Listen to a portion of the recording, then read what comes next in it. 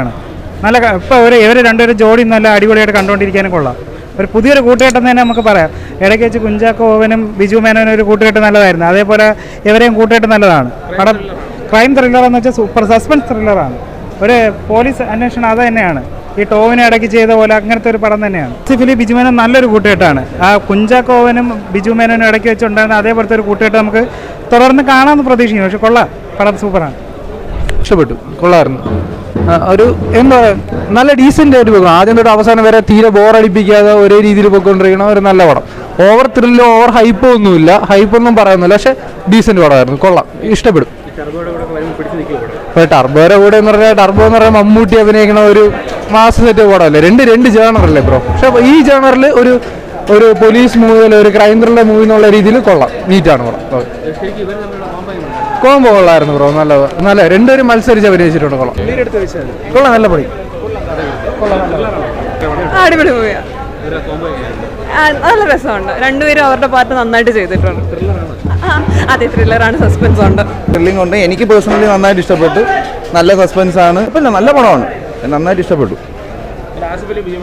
എല്ലാവരും കൊള്ളാം, എല്ലാവരും നന്നായിട്ടുണ്ട്. പടമാണ്, നൈസായിട്ട് എടുത്തിട്ടുണ്ട്. രണ്ടുപേരും അവർ നല്ല കോംബോ ആയിട്ടുണ്ട്. നല്ലൊരു ത്രില്ലർ പടമാണ്. വന്ന കാലത്ത് അവർ തമ്മിലുള്ള ഒരു നല്ല ബെസ്റ്റ് അവർ വരുമ്പോൾ തന്നെ ഒരു ഇതുണ്ട്, പിന്നെ നല്ല മാസമുണ്ട്. ത്രില്ലറാണ്.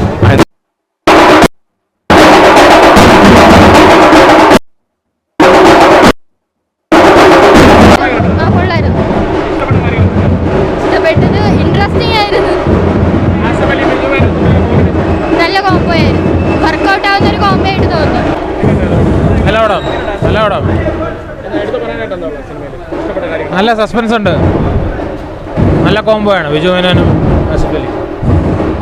നല്ലൊരു ത്രില്ലറാണ് പടം. ഇങ്ങനെ ഭയങ്കര എന്താ പറയുക, നമ്മളെ പിടിച്ചിരുത്തുന്ന രീതിക്ക് ക്ലൈമാക്സ് വരെ കൊണ്ടുപോകുന്നുണ്ട് പടം. നൈസാണ്.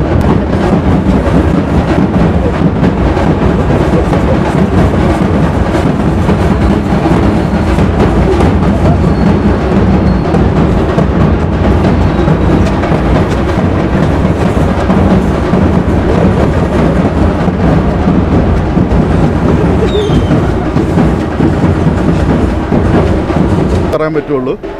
സിനിമ തുടങ്ങുന്ന തന്നെ നമ്മളിപ്പോൾ സഫാരി ചാനലൊക്കെ കാണുന്ന ഒരു വ്യക്തിയാണെങ്കിൽ ചരിത്രമെന്നിലൂടെ എന്നൊരു പരിപാടിയുണ്ട്. അപ്പോൾ അതിലിങ്ങനെ സമൂഹത്തിൽ പ്രബലരായി നിൽക്കുന്ന പല വ്യക്തികളിൽ നിന്ന് അവരുടെ ജീവിതത്തിലൂടെ നടന്നുപോയ സംഭവങ്ങളൊക്കെ പറയും. അതിൽ തന്നെ പല പ്രമുഖ പോലീസ് ഉദ്യോഗസ്ഥന്മാരും വന്നിട്ട് അവരുടെ ചില കേസിൻ്റെ നാൾവഴികൾ എന്ന രീതിയിലൊക്കെ കുറേ കാര്യങ്ങൾ പറഞ്ഞിട്ടുണ്ട്. അങ്ങനത്തെ രീതിയിലാണ് കഥ തുടങ്ങുന്നത്. പിന്നെ രണ്ട് പോലീസ് ഉദ്യോഗസ്ഥർ സ്റ്റബോണായിട്ടുള്ള അവർ ഒരേ പോലീസ് സ്റ്റേഷനിൽ വരുന്ന ഒരു SI ഒരു CA, അവർ രണ്ടും തമ്മിൽ നിന്നുള്ള ഒരു ക്ലാഷ് എന്ന് എക്സാക്ട്ലി പറയാൻ പറ്റില്ല. അപ്പോൾ അവരുടെ രണ്ട് വ്യക്തിത്വങ്ങൾക്കിടയിലൂടെ ഒരു കേസ് വരുന്നു.